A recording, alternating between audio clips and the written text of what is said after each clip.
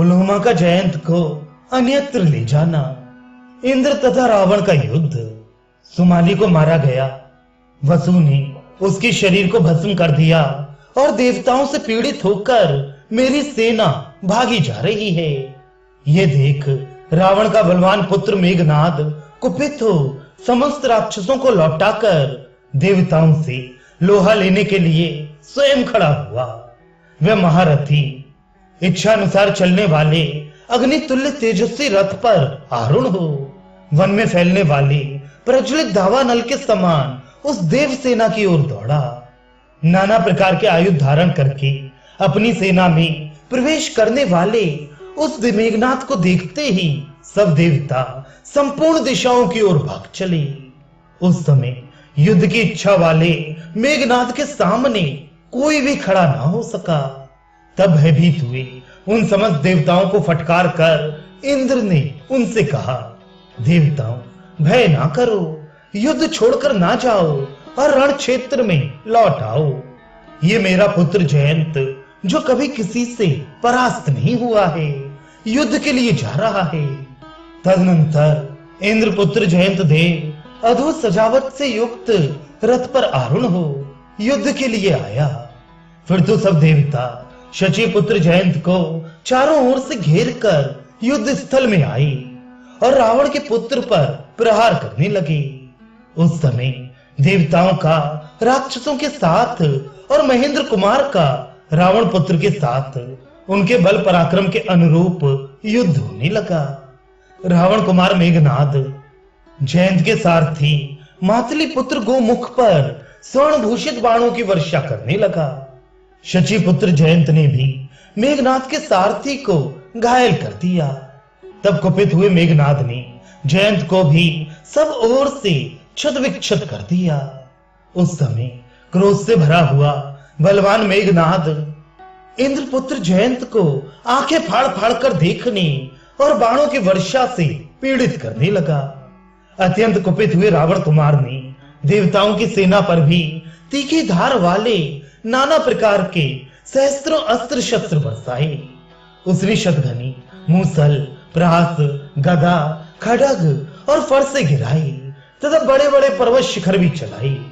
शत्रु सेना के संहार में लगे हुए रावण कुमार की माया से उस समय चारों ओर अंधकार छा गया, अतः समस्त लोग व्यथित हो उठे। तब शची कुमार के चारों ओर खड़ी हुई देवताओं की वह सेना बाणों द्वारा पीड़ित हो अनेक प्रकार से अस्वस्थ हो गई। राक्षस और देवता आपस में किसी को पहचान ना सके। वे जहां तहां बिखरे हुए चारों ओर चक्कर काटने लगे। अंधकार से आच्छादित होकर वे विवेक शक्ति खो बैठे थे, अतः देवता देवताओं को और राक्षस राक्षसों को ही मारने लगे तथा बहुतेरे योद्धा युद्ध से भाग खड़े हुए। इसी बीच में पराक्रमी वीर दैत्यराज पुलोमा युद्ध में आया और शची पुत्र जयंत को पकड़कर वहां से दूर हटा ले गया। वह शची का पिता और जयंत का नाना था, अतः अपने दौहित्र को लेकर समुद्र में घुस गया। देवताओं को जब जयंत के गायब होने की बात मालूम हुई तब उनकी सारी खुशी छिन गई और वे दुखी होकर चारों ओर भागने लगे। उधर अपनी सेनाओं से घिरे हुए रावण कुमार मेघनाद ने अत्यंत कुपित हो देवताओं पर धावा किया और बड़े जोर से गर्जना की। पुत्र लापता हो गया और देवताओं की सेना में भगदड़ मच गई है। ये देखकर देवराज इंद्र ने मातली से कहा, मेरा रथ ले आओ। मातली ने एक सजा सजाया महाभयंकर दिव्य एवं विशाल रथ लाकर उपस्थित कर दिया। उसके द्वारा हाके जाने वाला वह रथ बड़ा ही वेगशाली था। तदनंतर उस रथ पर बिजली से युक्त महाबली मेघ उसके अग्रभाग में वायु से चंचल हो बड़े जोर जोर से गर्जना करने लगी। देवेश्वर इंद्र के निकलते ही नाना प्रकार के बाजे बज उठे। गंधर्व एकाग्र हो गए और अप्सराओं के समूह नृत्य करने लगे। तत्पश्चात रुद्रों, वसुओं, आदित्यों, अश्विनी कुमारों और मरुदगणों से घिरे हुए देवराज इंद्र नाना प्रकार के अस्त्र शस्त्र साथ लिए पुरी से बाहर निकले। इंद्र के निकलते ही प्रचंड वायु चलने लगी, सूर्य की प्रभा फीकी पड़ गई और आकाश से बड़ी बड़ी उल्काएं गिरने लगी। इसी बीच में प्रतापी वीर दशग्रीव भी विश्वकर्मा के बनाए हुए दिव्य रथ पर सवार हुआ। उस रथ में रोंगटे खड़े कर देने वाले विशालकाय सर्प लिपटे हुए थे। उनकी निश्वास वायु से वह रथ उस युद्ध स्थल में ज्वलित सा जान पड़ता था। दैत्यों और निशाचरों ने उस रथ को सब ओर से घेर रखा था।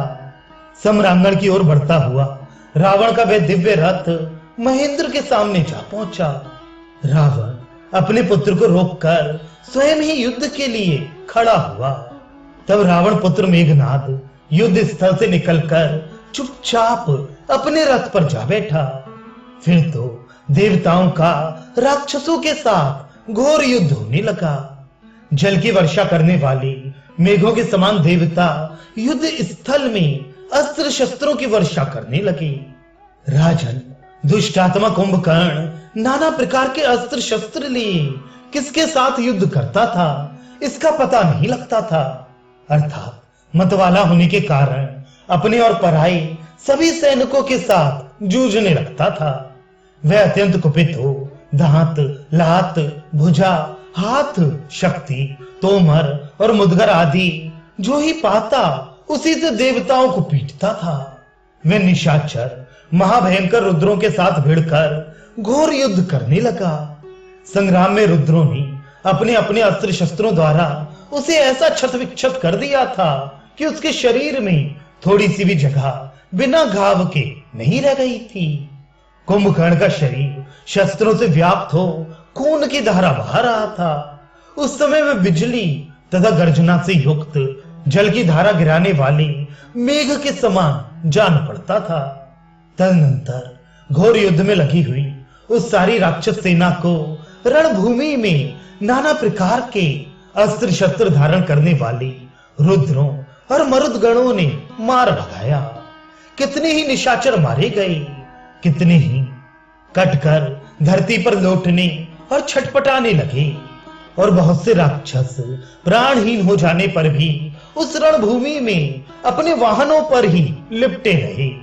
कुछ राक्षस रथों, हाथियों, गधों, ऊंटों, सर्पों, घोड़ों, शिशुमारों, वराहों तथा पिशाच मुख वाहनों को दोनों भुजाओं से पकड़कर उनसे लिपटे हुए निश्चेष्ट हो गए थे। कितने ही जो पहले से मूर्छित होकर पड़े थे मूर्छा दूर होने पर उठे, किंतु देवताओं के शस्त्रों से छिन्न भिन्न हो मौत के मुख में चले गए। प्राणों से हाथ धोकर धरती पर पड़े हुए उन समस्त राक्षसों का इस तरह युद्ध में मारा जाना जादू सा आश्चर्यजनक जान पड़ता था। युद्ध के मुहाने पर खून की नदी बह चली, जिसके भीतर अनेक प्रकार के शस्त्र ग्राहों का भ्रम उत्पन्न करती थी। उस नदी के तट पर चारों ओर गीध और कौवे छा गए थे। इसी बीच में प्रतापी दशग्रीव ने जब देखा कि देवताओं ने हमारे समस्त सैनिकों को मार गिराया है, तब उसके क्रोध की सीमा न रही। वह समुद्र के समान दूर तक फैली हुई देव सेना में घुस गया और सम्रांगण में देवताओं को मारता एवं धराशायी करता हुआ तुरंत ही इंद्र के सामने जा पहुंचा। तब इंद्र ने जोर जोर से टंकार करने वाले अपने विशाल धनुष को खींचा। उसकी टंकार ध्वनि से दसों दिशाएं प्रतिध्वनित हो उठी। उस विशाल धनुष को खींचकर इंद्र ने रावण के मस्तक पर अग्नि और सूर्य के समान तेजस्वी बाण मारे। इसी प्रकार महाबाहु निशाचर दशग्रीव ने भी अपने धनुष से छूटे हुए बाणों की वर्षा से इंद्र को ढक दिया। वे दोनों घोर युद्ध में तत्पर हो जब बाणों की वर्षा करने लगे, उस समय सब ओर सब कुछ अंधकार से आच्छादित हो गया। किसी को किसी भी वस्तु की पहचान नहीं हो पाती थी।